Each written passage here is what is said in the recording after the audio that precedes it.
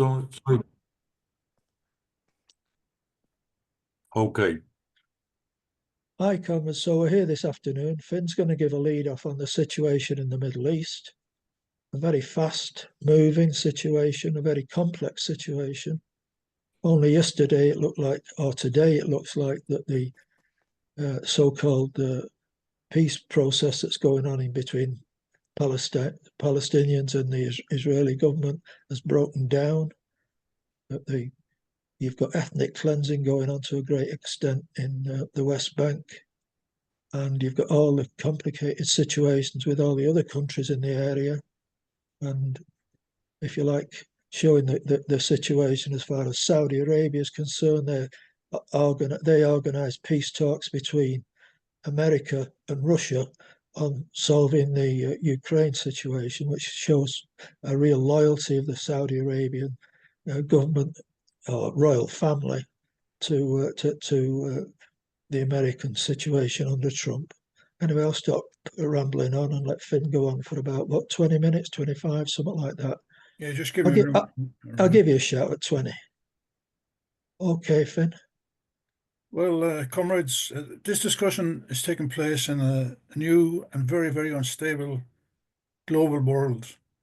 All countries are subject to instability, but the particular focus tonight is the countries of the Middle East and the particular instability that exists there and continues there and will continue there unless there's an intervention by working class forces and socialist forces, and that's the focus of the meeting.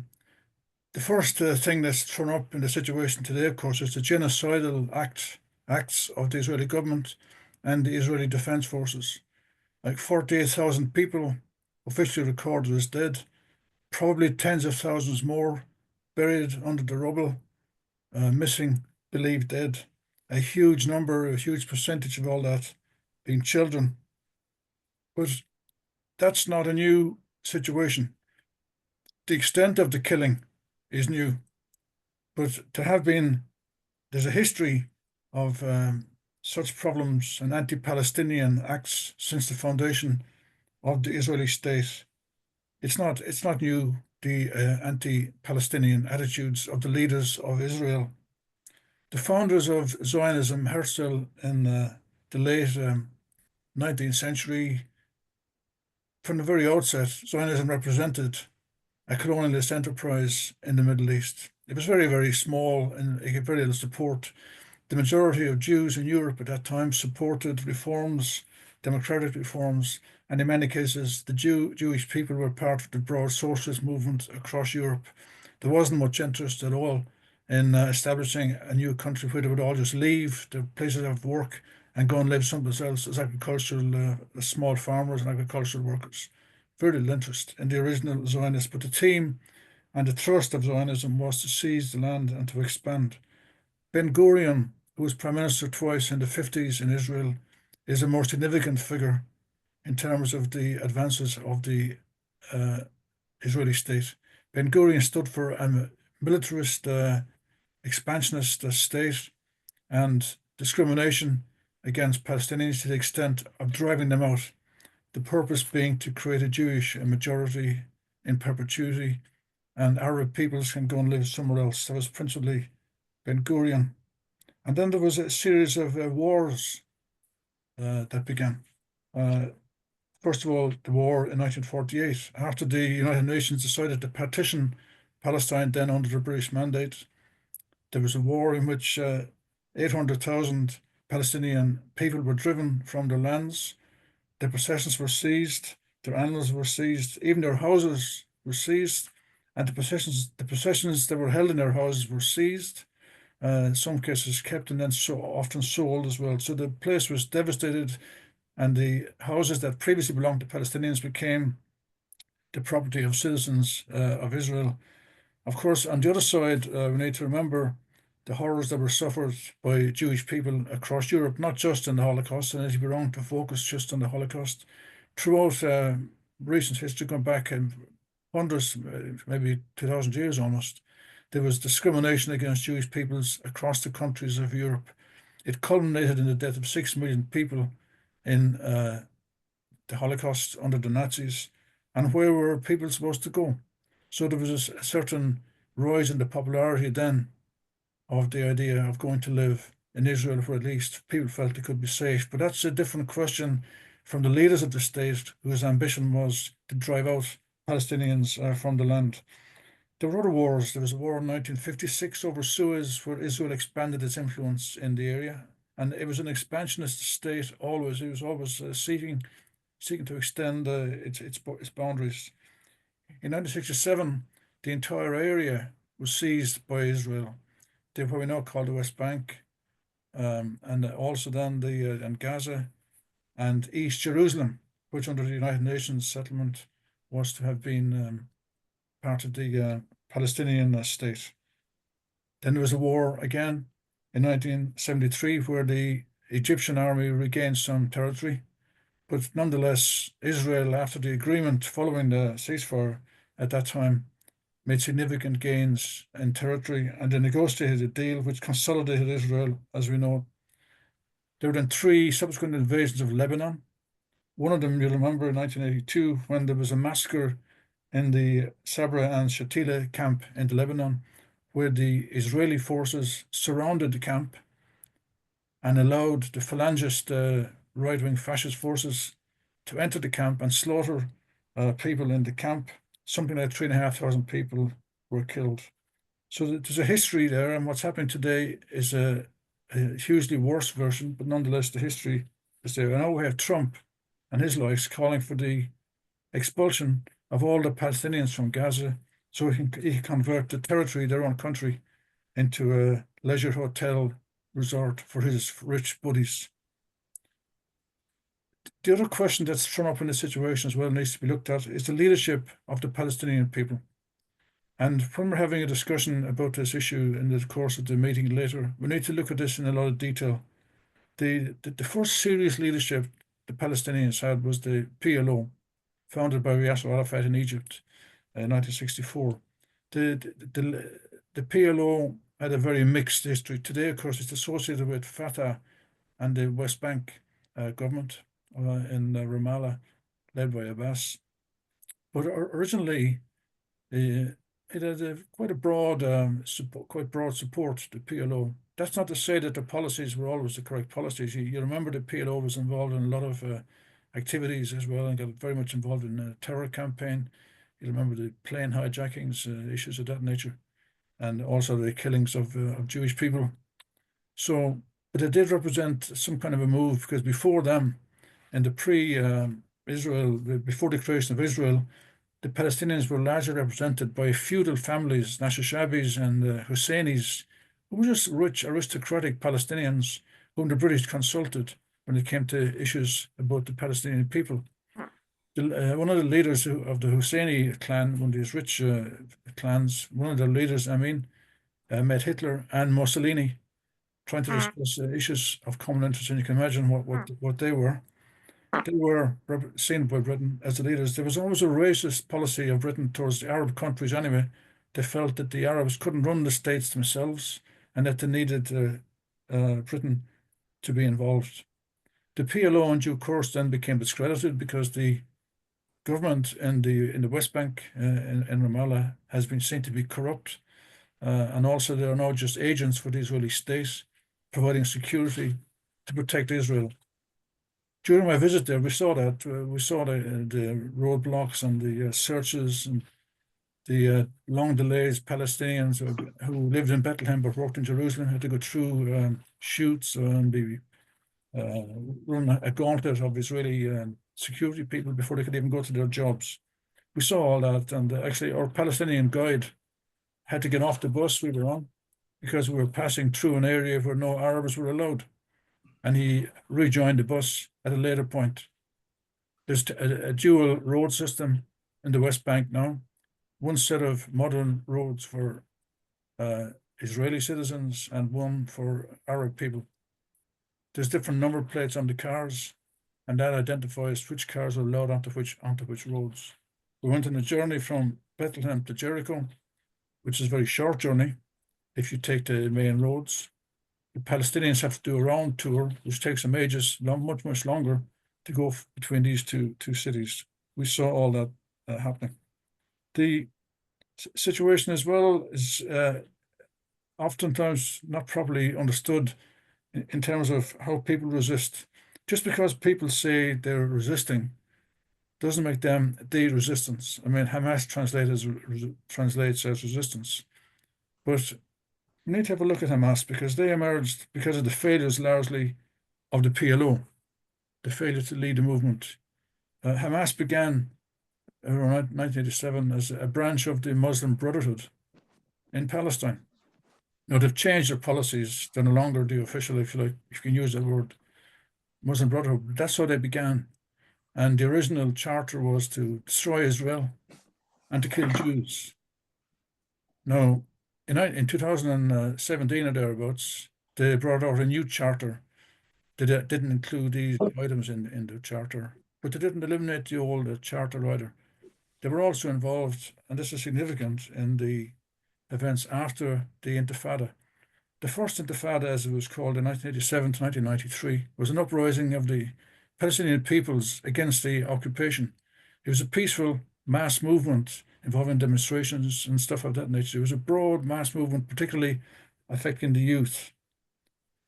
What became known as the Second Intifada, and of course the First Intifada didn't succeed in its objectives because of the clampdown by the Israeli security forces. The Second Intifada, which began some years later, became a more violent and a different kind of, with no mass involvement in the same way as the First Intifada. And that's when the Hamas military group became involved. Qatar then funded Hamas with Israeli support because Israeli felt that by backing Hamas, they would create divisions in the Palestinian resistance between the PLO and Hamas. They wanted to undermine the argument for the state, for a Palestinian state. The Oslo Accords, which came about after the First Intifada, stipulated that there would be discussions about a Palestinian state 5 years after the authority was set up in Ramallah. It never happened. It was never going to happen. Israel never intended to create a Palestinian state, but that Israel thought that by supporting Hamas, they could divide the Palestinian peoples, which of course they did. It ended up in a civil war between the Palestinian government, the Palestinian Authority, in Ramallah, and the Palestinian government in Gaza under Hamas. But we need to remind ourselves also that the rise of Islam is a reflection of the failure of the left-wing socialist and radical movement across Palestine and other Arab states similarly. So religion and Islam came as pretending to be an alternative, that the collapse in living standards, the failure of Arab governments was because of the drift away from Islam, of course, which isn't true, but it allowed Islamic forces to gain a foothold amongst the masses across the region. In order to understand these processes properly, we need to have a look at the history of the region. All that region belonged to the Ottoman Empire, the biggest Muslim entity in history. And it included all of these areas. They weren't all recognized as countries, and of course, the entire area, the Ottoman Empire extended from Baghdad and Crimea, just quite distance away, across into North Africa, in Europe, into Spain. So the Ottoman Empire was quite a large operation and controlled all of these areas of the Middle East, plus into the Balkans and such places as well. In fact, what's interesting is we often discuss the Sykes-Picot agreement between the French and British imperialist forces around World War I, where they divided up the region to zones of interest. But the British considered themselves that they might annex the Turkish Empire as it stood and make it a kind of subservient part of the British area. So they were discussing the idea of leaving the Ottoman Empire intact. They were always great friends of Turkey in Britain. In fact, Sir Mark Sykes, who was a Tory MP, a very, very wealthy baronet and a Tory MP, he was one of the pro-Turkish bloc in the British Parliament. He was some kind of expert on Turkish and Middle Eastern issues.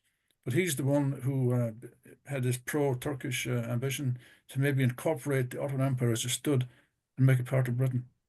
Picot, that was Sir Mark Sykes. George's Picot was a diplomat, a French diplomat. So between them, in order to get the Arab people to fight on their side, they managed to promise them certain areas that they would have influence over. They were promised basically Arab independence across a range of countries, but in fact what happened was, between Sykes and Picot, they divided up the region. They created an area called Mesopotamia, which would include modern-day Iraq. Jazeera, Iraq, as it was called. Jazeera was the word associated with Iraq. But Mesopotamia isn't an Arabic word. The classical scholars that these people thought they were from the public school system in Britain came up with the name Mesopotamia. Now, they eventually created a series of countries. Syria used to be, in the time of the Ottoman Empire, a massive country which included all of the area more or less north of the Arabian Peninsula. That was all part of Syria, included Israel and today's Palestine and Iraq and all these countries, plus even parts of Turkey were then part of Syria. But when the Sykes-Picot agreed to divide the country up, they created a smaller Syria, which was under the influence of France.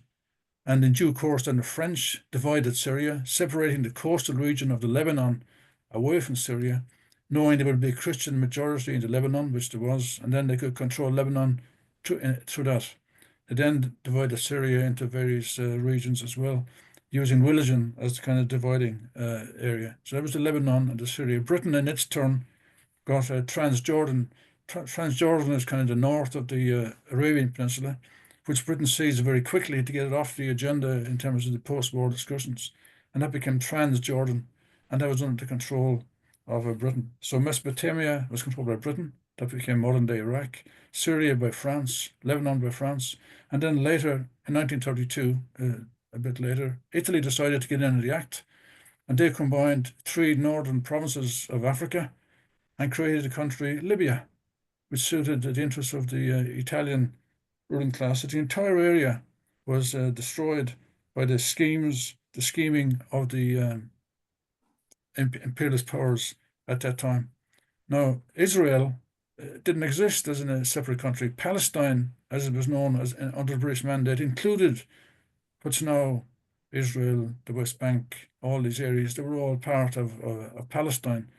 And then the United Nations divided Palestine, or agreed to divide Palestine, creating a Jewish state, which wasn't in the Balfour Declaration, by the way. The Balfour Declaration of 1917 said there would be a homeland for the Jews. Balfour didn't say there'll be a Jewish state and a Palestinian state. So in order to win the support of Jewish people in the various countries, he said there will be an attempt to create a Jewish homeland. That was the Balfour Declaration in 1917. When the United Nations agreed in 1947 to divide the country and create this partition, immediately there was a conflict. The following year there was a war, which the Israeli, it wasn't then the Israeli Defense Forces, it was the Haganah. There were a lot of independent Jewish armies at the time. The Haganahs, the Palmach, there was the Irgun, the Stern Gang, who were involved in bombings and so on to try and achieve separation from Britain. So the Haganah was immediately at war, taking over villages, Palestinian villages, driving out Palestinians. And the Haganah eventually became today's Israeli Defense Forces. Palestine, as we now talk about it, wasn't actually a country within the Ottoman Empire. What we now know as Palestine under the Ottoman Empire really composed of three provinces: Haifa in the north, Nablus in the middle, and Jerusalem, which we now know to be in Israel. These three were provinces, and these set of provinces were considered as Palestine. There was very little reference to Palestine ever as a country. The Christian people used to talk about the Holy Lands, and they spoke about Palestine in terms of the place where the Holy Land was and so on. But the Greeks used to write about Palestine. The word goes back a fair bit. In fact, it's from Philistine. The word comes from Philistina, which a Philistine, which was they were a tribe in a few thousand years ago in the region. So that's where the word Palestine came from. But it was never considered as a separate country. But of course, consciousness changes, and Palestinian nationalism emerged in the struggle against Britain. So now there's undoubtedly a struggle for a nation state amongst the Palestinians. Likewise, the the demand for a Jewish state initially was minor and didn't have enough other support. But in the course of the struggle, it developed a consciousness developed, national consciousness developed. So we have two new major national two nations really in formation. But of all the countries of the Middle East, the Palestinians were the ones that did not get any recognition following World War One. There wasn't much interest at that time in what we now call Saudi Arabia. There were two big tribes battling for supremacy in Saudi Arabia. One, Abdulaziz, and one was Hussein. Hussein was of the Hashem family, which is the same family that Muhammad supposedly belonged to. So Hussein claimed to be because a descendant of Muhammad, we refer to them as the Hashemites. But it was Abdulaziz who won the battle against Hussein in the Arabian Peninsula, and the country became today's Saudi Arabia. But there wasn't that much interest. It was largely seen as a desolate country, not a lot of water there, not a lot of resources there. People living there, it wasn't an empty state, but it didn't have any great attraction. It was when oil was discovered, suddenly Saudi became a major issue then. Standard Oil from America were the first in, as is always the case. But there was an agreement made in Saudi between Abdulaziz, who was the leader of the peninsula at this stage, and a religious minority group called Wahhabis, after a guy called Wahhab who lived back in 1760 or something, which is a very austere form of of Islam. And the Wahhabis did a deal at that time with Abdulaziz's ancestors, and that agreement continues to today. So we have a right-wing, vicious regime in Saudi Arabia. So at the present time, there's an alliance between this right-wing Wahhabi sect and the rulers of the state, which are the Abdulaziz and his many thousands of relatives, who have a guaranteed income, by the way, from birth, because they belong to the royal family. I've had 20 minutes now, Finn. Oh, sorry. So How much longer would you need? yeah, okay. I'll Don't want start. to cut you off midstream. No, no, I just wasn't tracking myself there. I want to make a couple of comments about Iran because of his influence in the region.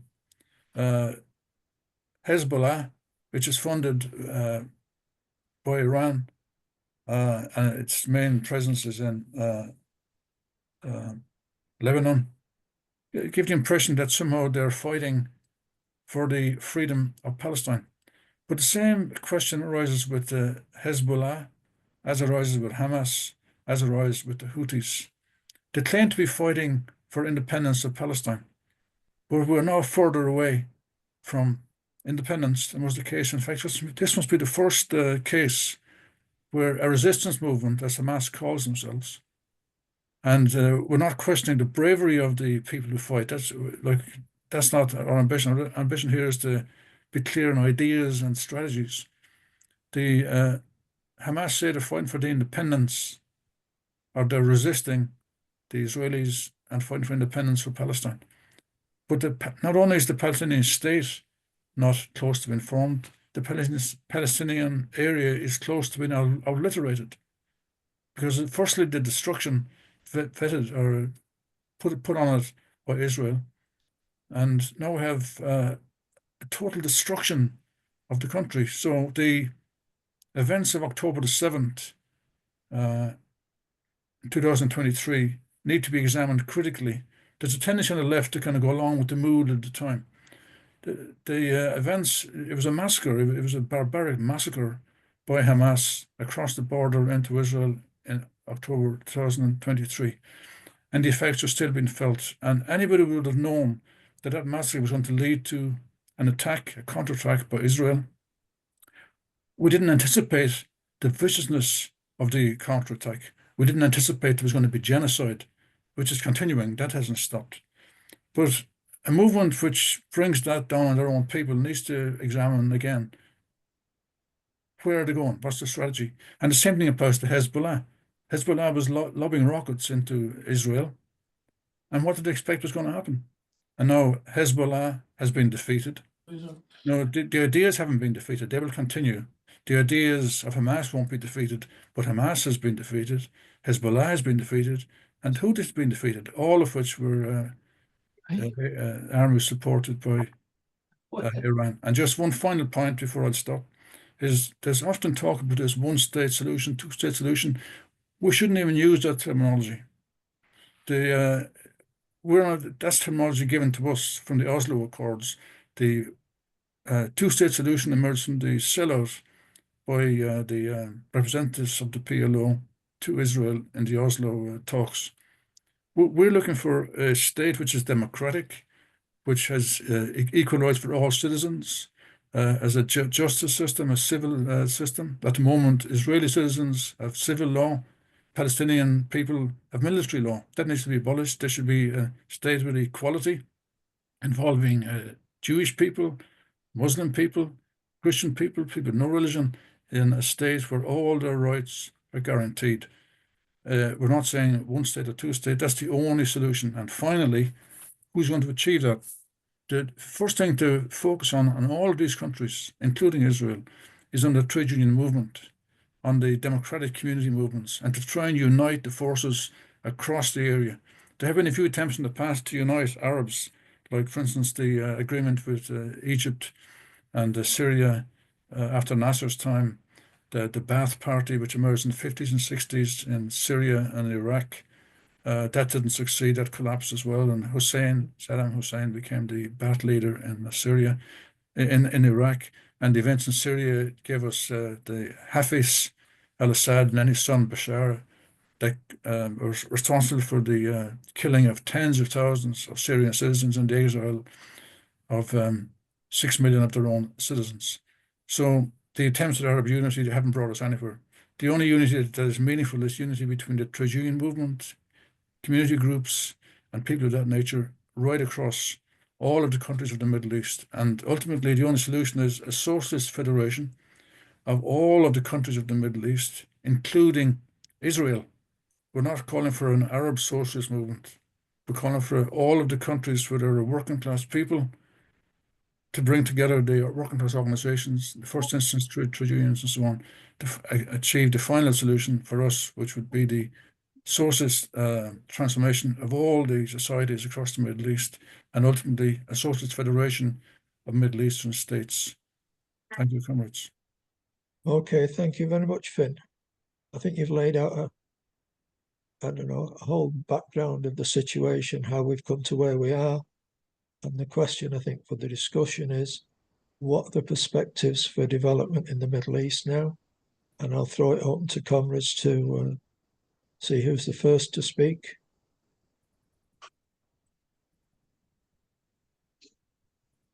Has anybody got the hand up? Not that I can see. Well, do we close the meeting now, or is comrades going to make a point?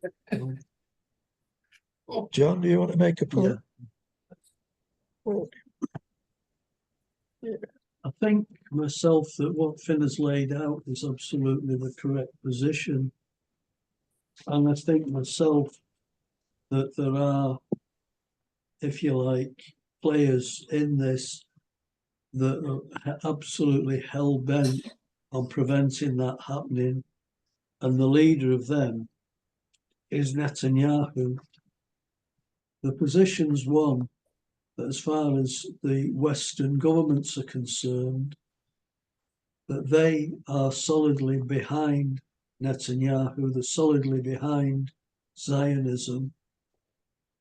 The most atrocious situation has occurred in Palestine.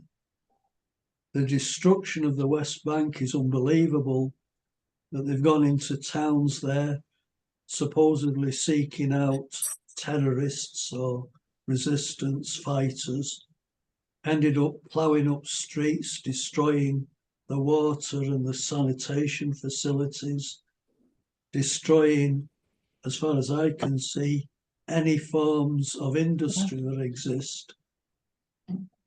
In Gaza, we've only to look at the television, and the difference between this genocide and I think any other recent genocides, and I think it's been pointed out there have been far worse genocides than have happened in Gaza, for instance, in Rwanda, in Cambodia, etc. But what has made the genocide in Gaza worse than any is that it's daily played out, and it has been since it started, on our television screens. I know that some of the Western media hasn't been as critical of Israel as people would like, but by the same rule, we've seen on the BBC, it's not just been Al Jazeera, but we've seen on the BBC the devastation that Israel has wreaked on Gaza. My own view is that the 7th of October of 2023 was an absolute godsend to Netanyahu. He faced virtually impeachment, and what happened there was absolute a catastrophe for the population of Gaza and the West Bank. Netanyahu, as leader of Israel and Israel's security, had two particular situations in front of him. The first one was the fact that Israeli observers, if you like, border guards, in Gaza or watching Gaza, had warned that the Hamas were actually engaged in training that seriously worried these border guards. For instance, they were into paragliding, they were into all sorts of other situations, and they were told to keep their mouths shut, that the real troubles were in the West Bank. And if they persisted, they'd be up for disciplinary action. On top of that, you had the situation where I think it was the head of Egyptian military intelligence actually spoke to Netanyahu and told him something big was brewing in Gaza.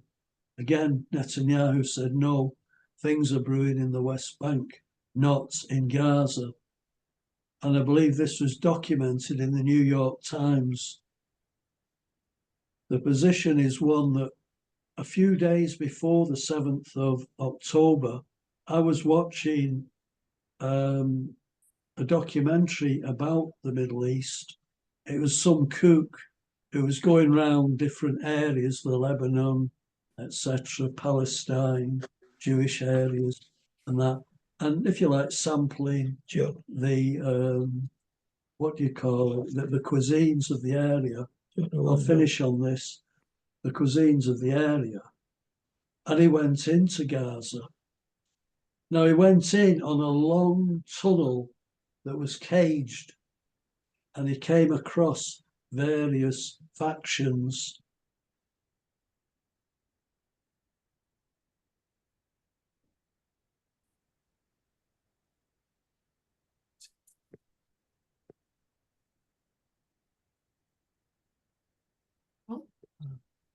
Let's count that off. Since the chair also seems to be frozen, I think we better come back to John if anybody else wants to speak. Matthew?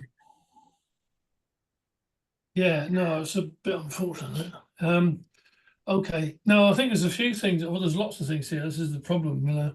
Probably have a completely different perspective on this from most people.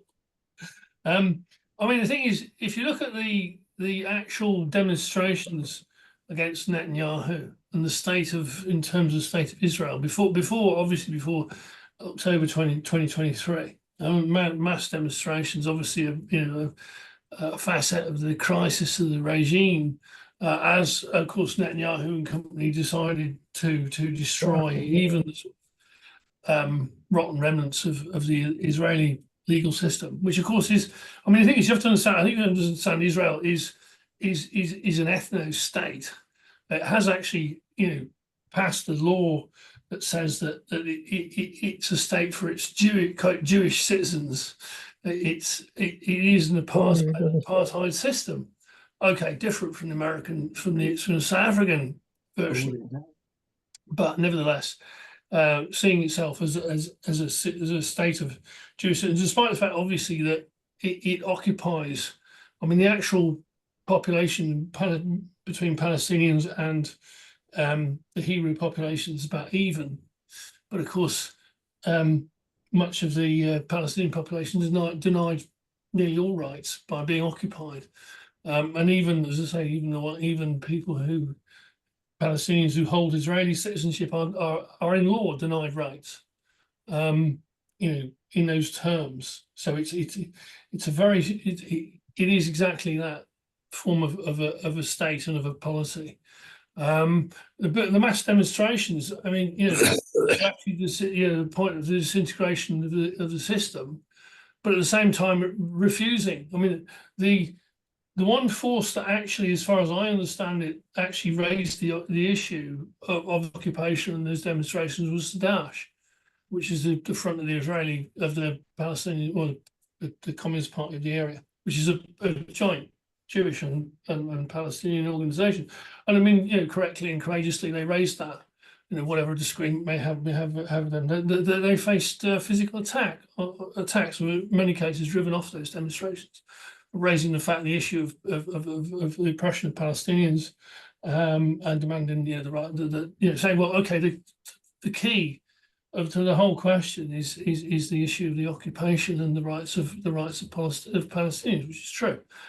So, I mean, in those terms, you have to understand, you know, the nature of Israel and its society. And the other thing, of course, is that Israel itself actually forms a key strong point in terms of the imperialist, particularly US imperialist control of the Middle East. Obviously, as the US is the prime imperial power, and all other imperialist powers are junior to the US. But nevertheless, that's what Israel is. I mean, as Joe Biden said, if we didn't have Israel, we'd have to invent it. And then, of course, obviously, as the British also said, well, we'll create Israel as a little loyal Ulster in the Sea of Arabs, which is, I mean, more or less what they've done with it, you know. And unless you see it as that, you know, in terms of how that it works, you can't understand why we arrive at the current situation. The issue then becomes, and the point you can see is the absolute loyalty of the imperialist ruling classes to the state of Israel, and of course all their political operatives. This is what's been demonstrated under the genocide. That, of course, you know, they are completely loyal to Israel because it represents their interest.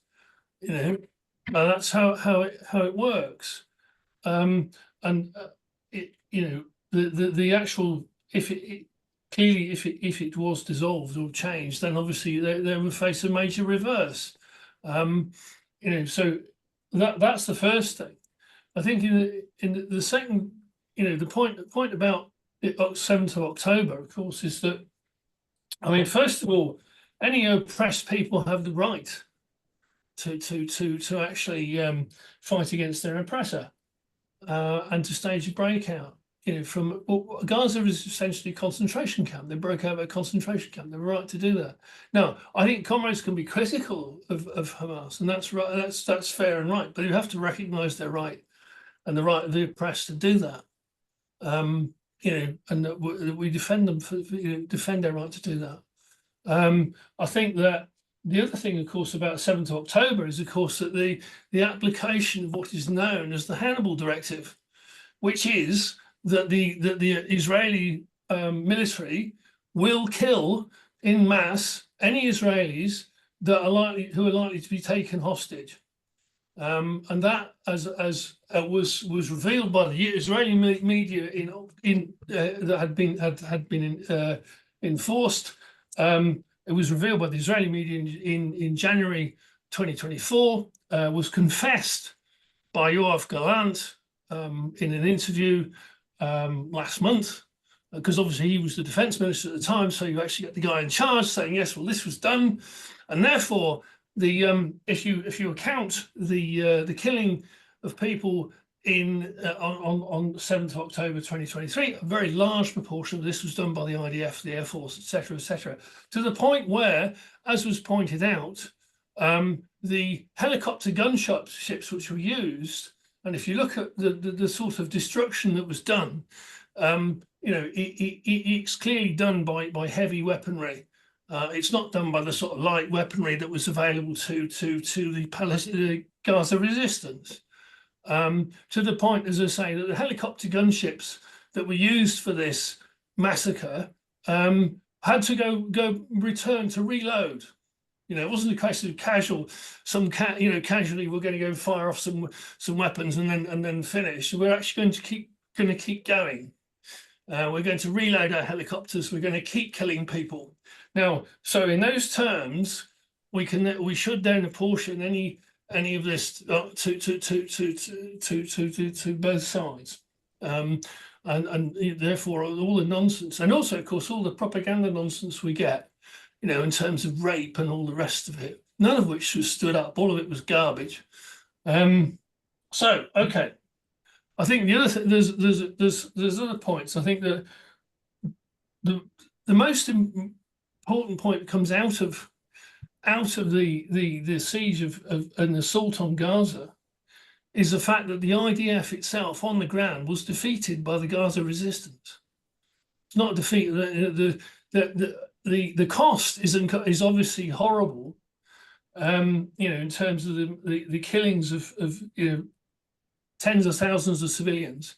Actually, I think that the most recent count was made up at 61,700 and some odd, because obviously they accounted for all those people who are missing, essentially, and therefore it will come out. It'll probably come out more than that, because obviously they're still trying to. They'll be spending years digging people out.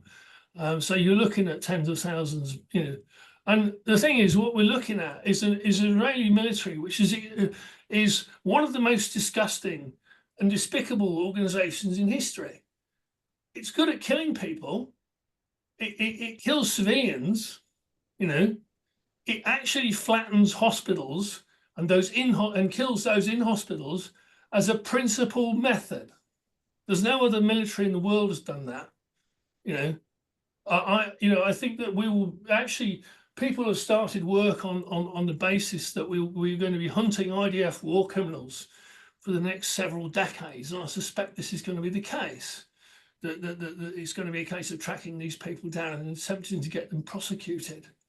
I think that the thing is, as I say, that if you look at the IDF also confessed the new chief of staff. Matthew, can you start drawing your remarks to a conclusion? The IDF resigned on the grounds, obviously, that he was responsible for 7th of October and so on and so forth, as did the head of IDF's Southern Command, who was similarly responsible. The new chief actually there was an interview with him at the end of last month, in which he confessed that the IDF had lost 6,000 dead in Gaza, 15,000 were essentially maimed, 71,000 were in need of continuing medical care, including psychological care. Effectively, the IDF was defeated in the field.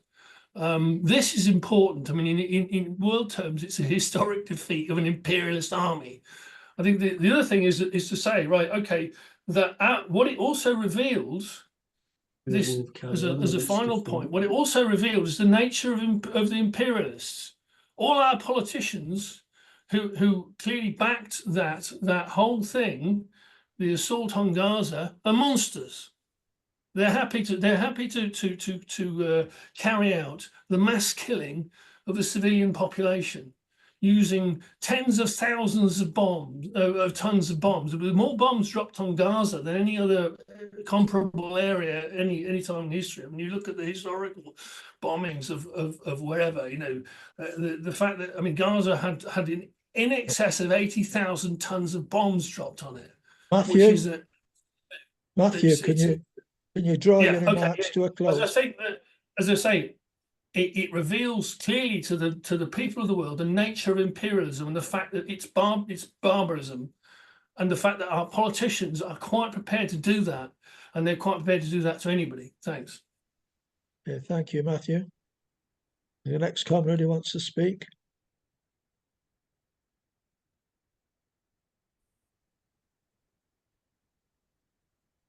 Well, I'll just make a couple of comments on what Matthew was saying. I think you've got to, when it comes to analysing what victory is and what defeat is you've got to see what your gains are.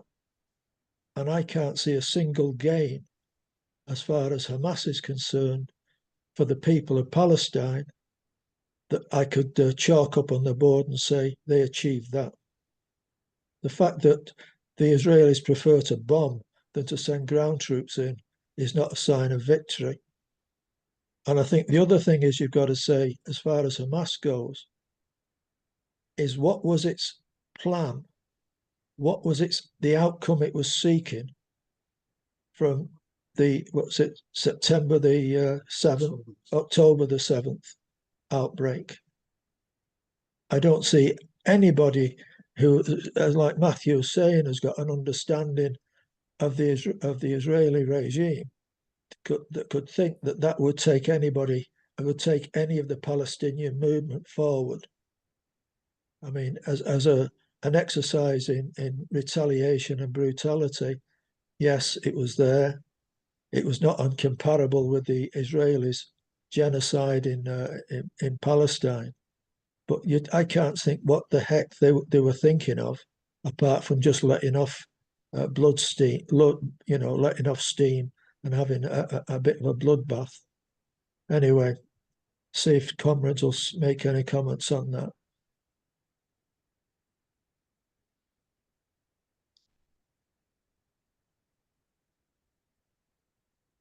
Do you want to sum up, Finn? I think Thamos has his hand up. Excuse me, Sorry, Thomas. Thomas. My eyes are not that good. Yes. Always reluctant to speak on about these things, because I've always felt that people in the West have never understood what is the problem, what is the psychology of a people like the Palestinians. I've been fighters for decades now, and since the 70s, and there was always a misunderstanding in the West that they could judge them by the normal logic of losing and winning. But the problem begins from the moment that these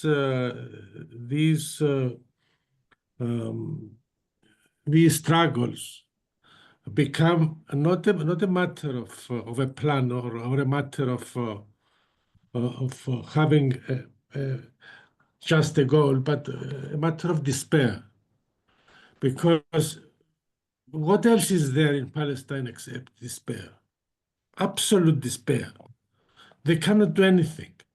And who is helping them? Nobody. And I think it's the blame falls on us who couldn't find a way to support them. That would give them some hope. Because if we feel obliged to excuse ourselves, that to say, oh, well, it was a barbaric attack by Hamas that precipitated this genocide, so Hamas was wrong. It is partly, on one level, correct, but on the other, it doesn't understand why the Palestinians support Hamas. Why do these people, after this genocidal attack by Israel, continue to support a brutish fundamentalist Islamic group that brings all this destruction upon their heads? Because it's not the 7th of October that brought it on them. If we see this in what happens in Gaza, I mean, if in Gaza it was if this 7th of October didn't happen in Gaza, what would happen? We can see what would happen, seeing what's happening in the West Bank. What is happening in the West Bank? And nobody talked for years and years and years. People were being killed brutally by the settlers. Their houses were razed down. They were thrown out of their villages. Their olive trees were cut so that they couldn't have this connection with the earth. They were being thrown into prisons in Israel, and nobody raised himself to say two words for them. It was this despair that drove a whole people supporting Hamas, a fundamentalist group that is doing all this, has all this religious fanaticism. This is the tragedy, and we can say whatever we want about Hamas, but the 7th of October brought again into the forefront the story of Palestine. It is putting the whole lot of us in the West in front of our choices. We are responsible for the creation of Hamas.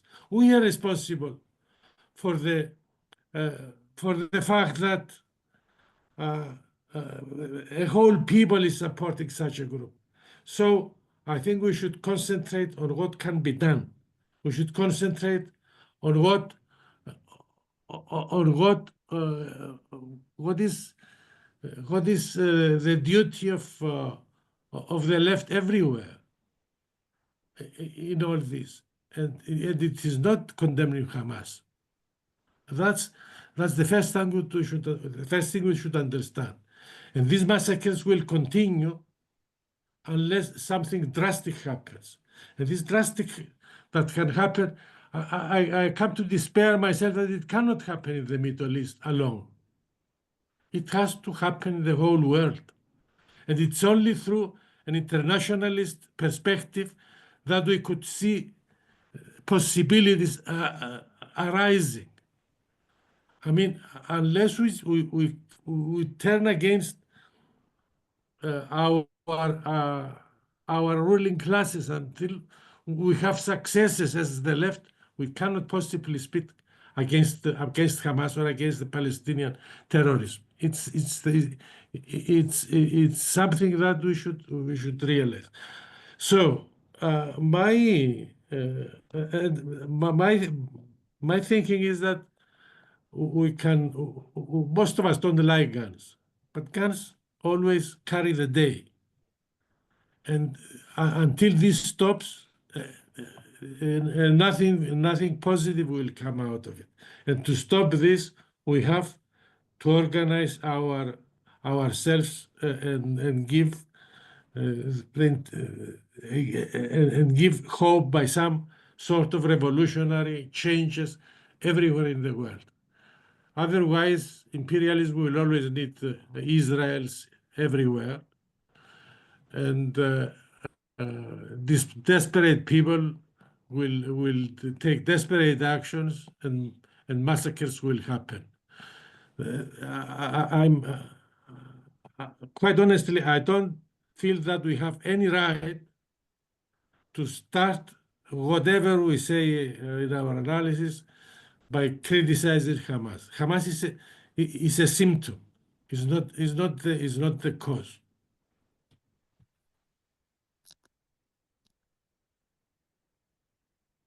Sorry, I had my speaker off.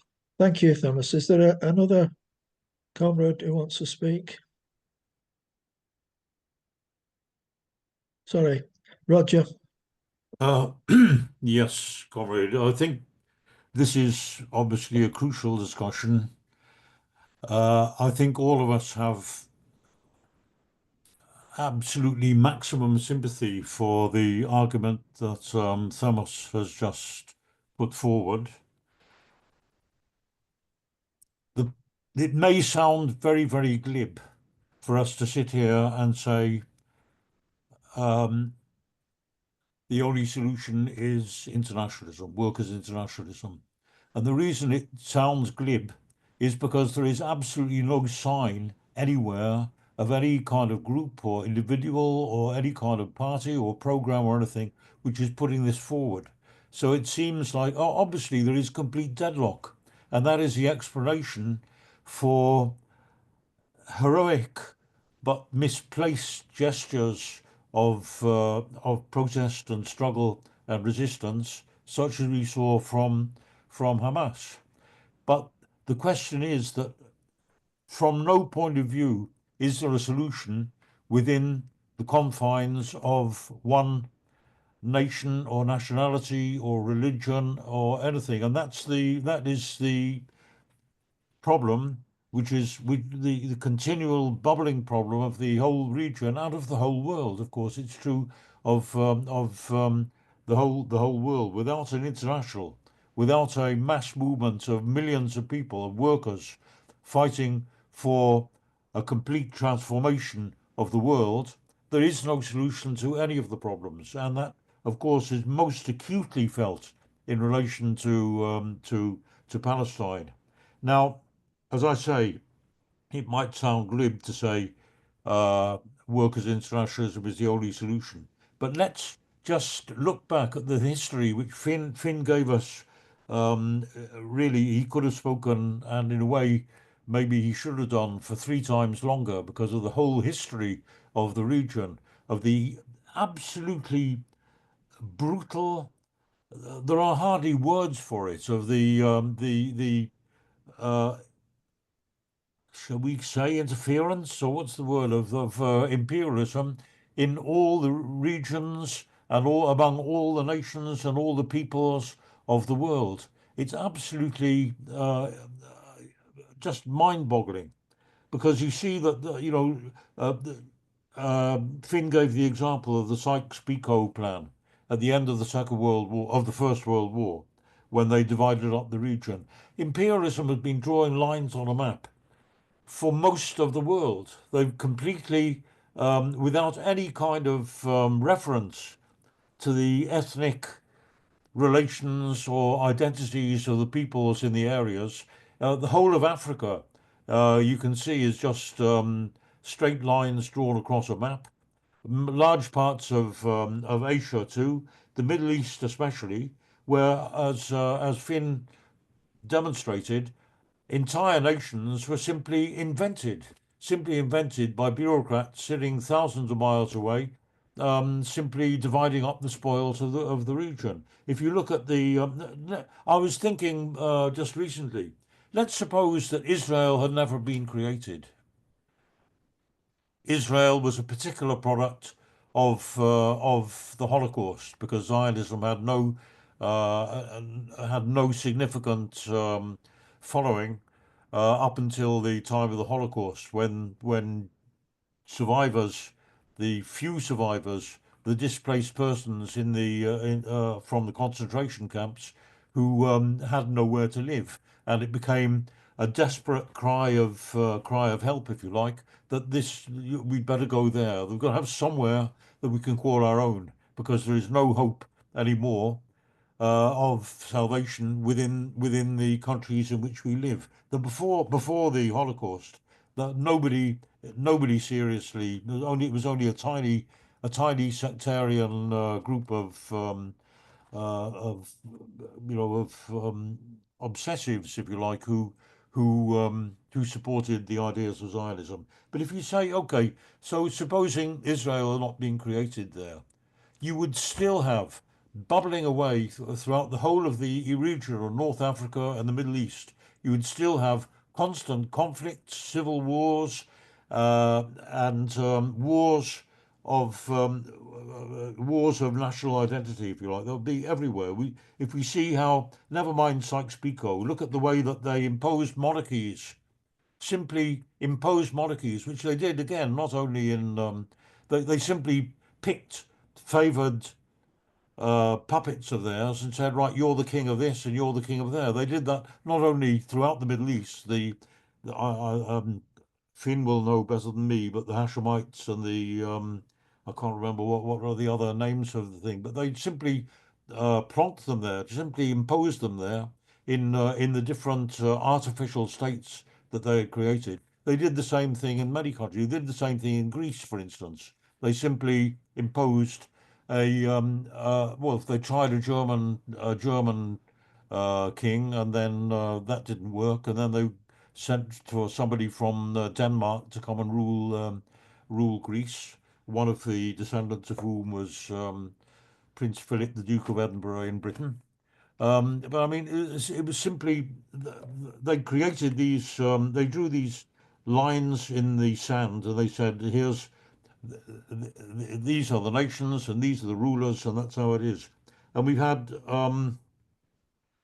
uh, constant struggles with all that. They also, I'd like Finn perhaps could say something about the way they used the Wahhabi sect, which he mentioned in his lead-off, but how that was used, which is the actual uh, the prototype of the fundamentalists that exist, that have played such havoc in the recent period and so on. But they promoted Wahhabism in order to, again, as a cynical uh, exercise of divide and rule. So all of that is coming in. But I would like to say, just to finish on one point, I've said this before, but I think we have to say, as I began to make the point earlier, if it was not for Israel, you would still have it simmering, bubbling, wars and uprisings continually. We've seen civil wars in Lebanon. We've seen the civil war in Yemen. We've seen massive sectarian conflict in Iraq. We see Iran, which has maybe a dozen different nationalities in different provinces who've been um, sort of roped together into an artificial state with an artificially imposed monarch. In 1953, when the Shah was overthrown, there was a, a, a completely classic intervention by American imperialism in order to impose the hand-picked monarch of their choice and so on. So all of this, we have to see that there is no solution except on the basis of the common interests of the workers and the working people and the peasants of the area. There is no solution on national or religious or ethnic or communal lines. And just one last point, which I have said before, but I mean, it is frightening how anti-Semitism has once again been conjured up by the events of and by the crimes of the Israeli puppets in the Middle East. And the Israelis are the puppets of imperialism. But what we see is, and I find it really scary and quite repulsive, seeing so many times on social media people who consider themselves to be lefts and socialists who think that all the problems of the world are caused by Israel and the Zionists. They call it the Zionists, but it's coming very close to the learned elders of protocol syndrome. That there's some secret conspiracy that the Jews control the Labour Party, for instance. We're told that what's wrong with Starmer in the Labour Party is that he's controlled by the Zionists, which is ridiculous. That American imperialism, somehow there's some hypnotic power that the Jews of USA have, which dictate to the American. The point is that Israel was a creation of imperialism. It was created initially when there was no basis for it. It was created as an idea by Balfour in at the time of the end of the First World War, and it was. In order to protect British interests, the control of the oil fields, the sea route at that time to their colonial possessions of the India, and and so on, and their control of the puppet regimes that they put in the area, which were there for in the interests of British imperialism, and later it was taken over by American imperialism, particularly because it was crucial to them to have to use them as an instrument in an area in which they had colossal strategic and economic and imperial interests. So I'll leave it at that, comrades. So I think that is one example, and of course of many, and it's true of every problem we face, that unless we put forward a socialist, internationalist, working class solution, then everything is lost. Okay, thank you, Roger. Darren? Sorry, that's better. Yeah, I just wanted to talk a little bit about Iran, because I think that's it's obviously a very important player in the geopolitics of the region. And it's quite clear that after the US had fully destabilized Iraq, or certainly destabilized the Ba'ath regime, the Saddam Hussein regime after 2003, that Iran would be next in their sights. And what the point that Roger made about Israel being, an agent of US imperialism is a vital one to make. And he's quite right. The notion of the Zionists somehow kind of hypnotizing the largest superpower ever is absurd. It is ridiculous, and it's actually important to stress that the US is using Israel, and Israel can't. Israel has obviously been has been just waging devastation in Gaza, but it has also been fighting a lot of proxy wars against the Houthis and against Hezbollah, who are backed by Iran. And in the bigger geopolitics, the US is seeking to exert its control over the Middle East. So that's exert control over the trade in oil, over shipping. I think shipping is a very fundamental issue within this Gaza conflict, that the US, with Israel as its ally, I think, wishes to exert control over the Suez Canal. We've obviously seen the land grab as well. So there's all of those incentives to make more money, to make money for capitalists, which of course is what underlies everything really of capitalism, of course. Now, but going back to Iran, the US, I think this was, it's going back sort of a decade or so. The US were running a lot of computer simulations about what would happen, if they invaded Iran. And rather unsurprisingly, all of the simulations gave the same answer, that US ground troops would be absolutely routed in Iran. It was difficult enough for them to do battle with somewhat divided forces in Iraq. It would be, many times more difficult. But at the same time, the US is trying to find a way to, finish off the Islamic Republic, and bring in a leadership that's more amenable to US hegemony in the Middle East. Now, that's proving very difficult. And of course,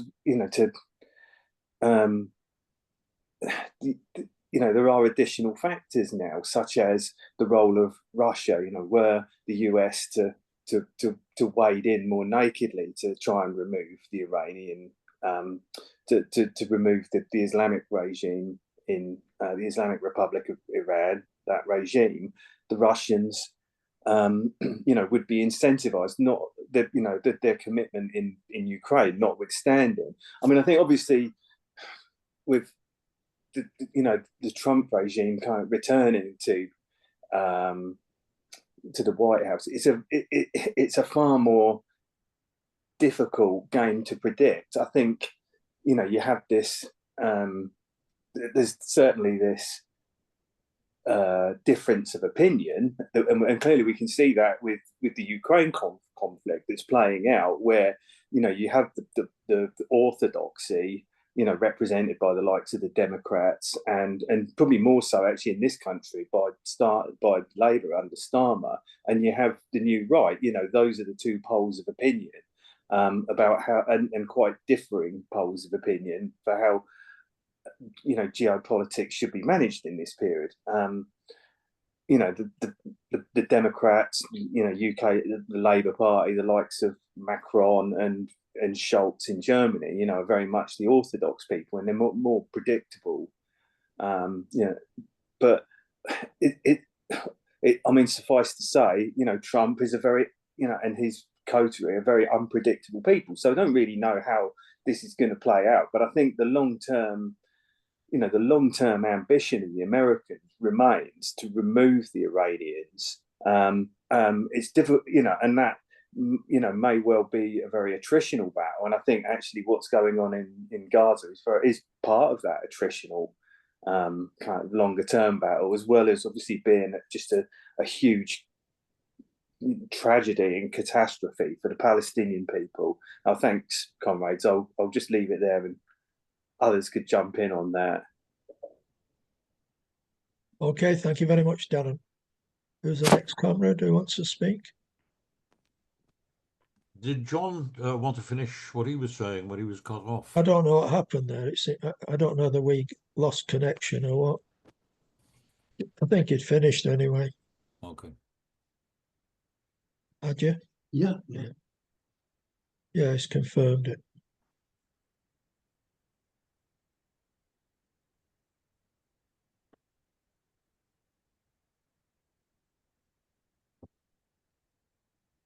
So nobody else wants to speak?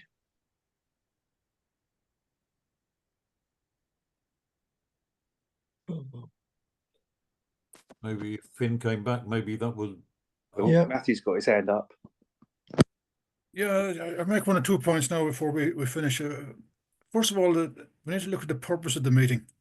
The questions that are raised at this meeting just help to illustrate the kind of issues we're dealing with. We're not trying to present a program for Hamas so that they watch our video and then go off and change their policy. It's not that. It's to understand the process. And the reason Trotsky opposed what he called at the time individual terror is because terrorist campaigns don't involve the masses, don't involve the people in discussion of politics and consideration of politics. And instead of a mass movement, you have individual heroes taking on their shoulders the battle. We're well used to this. I mean, the fact that it's happening in Israel or in Gaza isn't new. It happened in Ireland with the Provisional IRA. So we're not condemning Hamas. I mean, that's only a word that doesn't carry a lot of meaning. You can oppose the actions of Hamas, and nobody questions their right to resist. Oppressed people have a right to resist oppression, of course. That doesn't mean we have to agree with the way in which they express themselves in the struggle. When the Provisional IRA emerged in the north of Ireland, they had a right, in the abstract sense, to resist. But that doesn't mean we have to agree with every car bombing and execution and murder that they conducted. With regard to the Hamas activity in southern Israel, I mean, kidnappings of civilians is completely against order traditions of revolutionary struggle. Holding civilians in dangerous conditions as they did, and still do to a lesser extent now because of the ceasefire, is completely at variance with the best traditions of socialist struggle and of resistance. So just because people say they're resisting doesn't mean that they are the resistance and we have to support them. No, we have to be critical of the actions that we don't agree with. That question that Roger raised, we need to look at in a lot of detail about the kind of regimes that the Middle East is full of. I mean, the Gulf monarchies have always been defenders of imperialism. They were all installed as monarchs. In fact, the issue of Hussein is particularly interesting. Hussein the Hashemite, he had 2 sons, Abdullah and Faisal II. So Faisal II was given Iraq. He was put in charge of Iraq. By the way, he was killed a few years later. And the other guy, Abdullah, was put in charge of Jordan, or Transjordan as it was then, and they're still there. The descendants of Abdullah are still ruling in Jordan, not to mention the other monarchies. By the way, also we should note that Kuwait was separated by Britain from Iraq Kuwait belonged to Iraq until Britain decided, oh no, off it goes. And then the war breaks out. Now, this isn't to justify Saddam Hussein's actions in occupying Kuwait, but it didn't come out of nowhere. It comes out of the historical, comes out of the history. The issue of Wahhabism is a particularly acute and particular, as Roger was right to point out, a particularly obnoxious intervention. Like Wahhab himself was some strange Islamic cleric in the 18th century, very austere and a very fundamentalist brand. But because it suited Abdul Aziz in the Arabian Peninsula in his war, first while he was resisting against the Ottomans, but in uniting the peninsula and defeating Hussein, it suited him to do a deal with Wahhab. And the deal was, you guys can look after the religious side of things, and we'll run the state, me and my family, with their guaranteed incomes coming in. And then in turn, Standard Oil, well, they can dig the oil out, have complete possession of the resource, and give us some tax, and everybody is happy. So the Wahhabi regime was used as a repressive weapon by the regime of Abdulaziz to keep the population under control. There's a big working class, by the way, in Saudi. A lot of people think the Saudis are all full of wealthy creatures that go over to Harrods buying all the most expensive equipment they could find in London. No, that's the ruling class. That's the regime, and its hangers-on and its princes and families. But the workers in Saudi, there's a big number of workers in Saudi very poorly looked after, and the repressive regime which imposes Sharia law, mass executions over the course of a year, amputations for fairly small crimes. It's a terrible regime. So the American imperialist powers, principally driven by the oil industry, the Abdulaziz tribe, if you like, and the Wahhabi clerics have an agreement amongst themselves.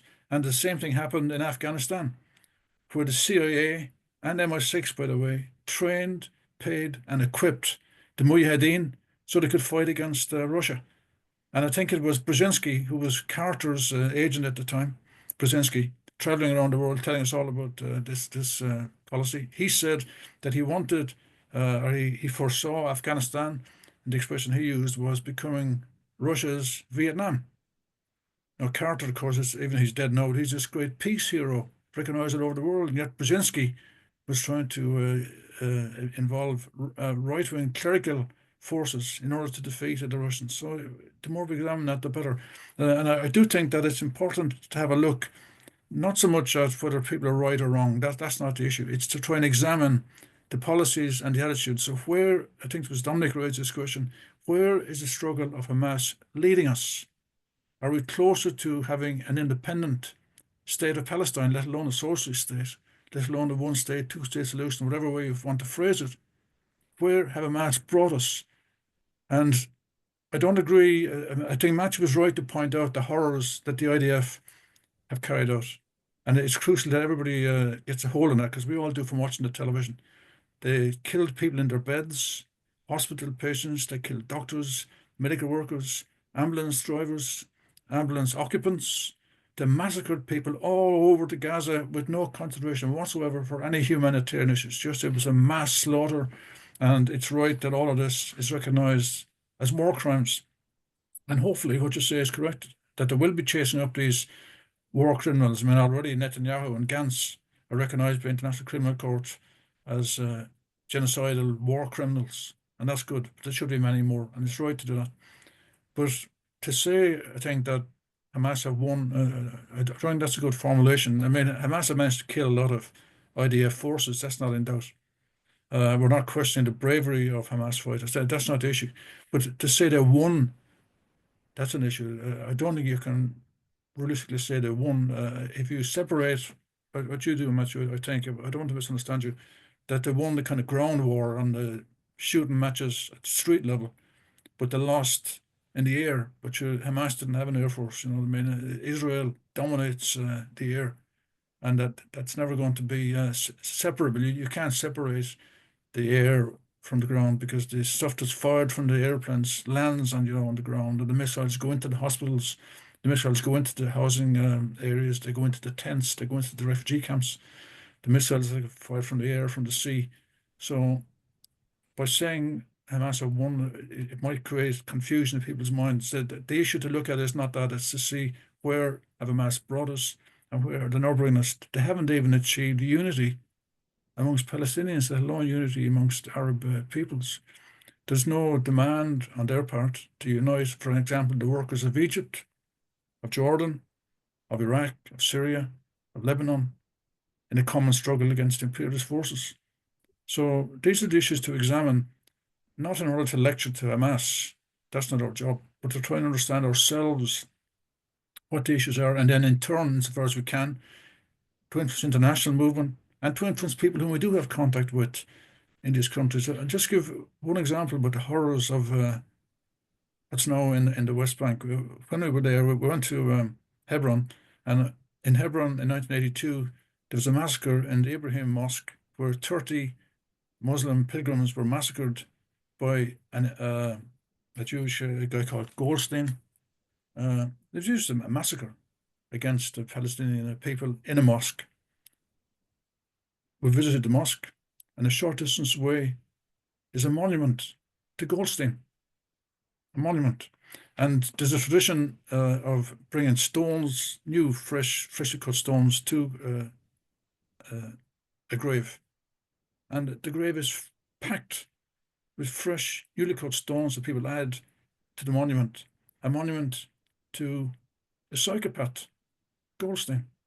So that's the horrors that Palestinian people have to witness over there. We saw that. There's also, I think there's in Hebron, there's a net over a narrow street. So you're walking on this narrow street, I think it's in Hebron, and the net over the street collects the garbage and the stones that are thrown into their area by settlers who are at a higher level. The net protects the people on the street from garbage being thrown at them. So that's the humiliation that's been placed on people who have to live there. It's absolutely horrible. Everything is wrong about the Israeli regime. You're right about Netanyahu and the crimes of Netanyahu. I think how people struggle is very complex. It's a very complicated issue. People might rise up initially against the judicial changes Netanyahu tried to introduce to limit the powers of the Supreme Court. And by the way, the Supreme Court supported all the occupations and the settlers and everybody else. So it's not as if the Supreme Court is good and Netanyahu is bad. They're both part of the same process. But nonetheless, when workers, and the history call a general strike on that issue, when workers are engaged in struggle, that in itself, the cause was to get rid of Netanyahu. That's a step in the direction, and it also involves masses. So then people go to meetings, they have the discussions, and you can broaden issues. You're right about it. The issue of Palestine wasn't raised, but it would eventually have to come, as it's been raised a bit now. Now, the reasons for people being critical of the struggle, of the attack on Gaza, we mightn't put forward similar reasons. But nonetheless, anything which weakens Netanyahu's ability to conduct the struggle in Gaza is good, even though it might be about the hostages and so on. And like I said at the beginning, hostages should not have been taken. They certainly should not have been held in dangerous conditions by Hamas. They shouldn't be used as bargaining chips to negotiate. Innocent civilians who were at a rock concert, been held for 2 years in the most appallingly dangerous conditions in the middle of a war. I mean, it's completely against all the traditions. So we should be able to say, you guys, you're resisting, in principle, nothing wrong with that, but you can be completely opposed to what they do, just as we were supportive of the general principle of the struggle against the imperialist presence in the north of Ireland, but totally opposed to the actions that they carried out in bombing the middle of streets, shopping centres, which they did, using car bombs, and also, of course, in London and Manchester, where they also set off bombs, killing people. As I said, another point I also got, it's not just the United States, by the way, that are intervening in the Middle East. Turkey is playing a role also, particularly in Syria at the present time, another imperial force trying to influence events in the Middle East to suit themselves. So we've had France, Britain, America, Turkey, several countries, not to mention Saudi, which tries to intervene in all the countries, not to mention other places which try to influence events in the Middle East as well for cynical, materialistic oil revenues or, access to markets and so on. So these are a few of the points. Anyway, just to say, as I said at the beginning, it's a very good discussion. We're exploring issues. It's very stimulating to hear different angles on the arguments. And then we go away and think further, analyze further what the questions are, and deepen our understanding. That's the purpose of the discussion, not to present a program of action for Hamas or anybody else for that matter.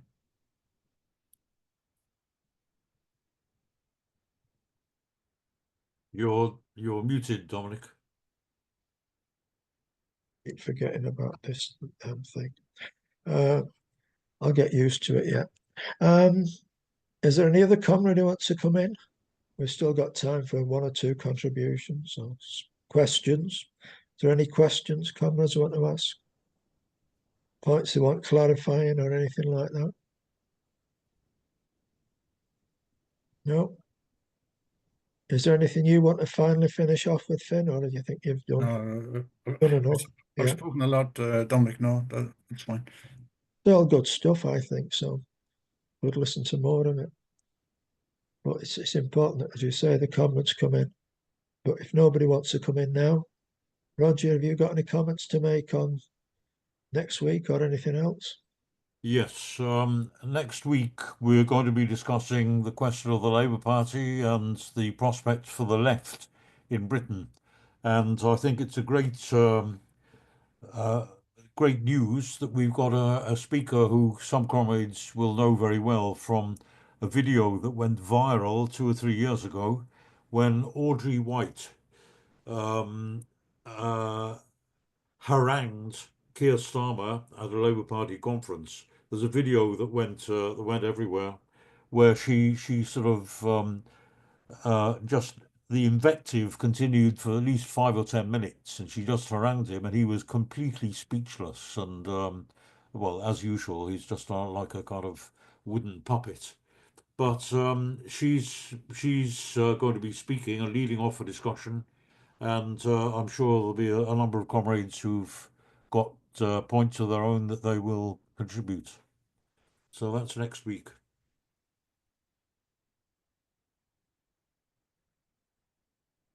You're muted again, Dominic. Should get one of these machines that's got the brains to switch on when I start speaking. Anyway, you've also sent a circular out about an event in Paris.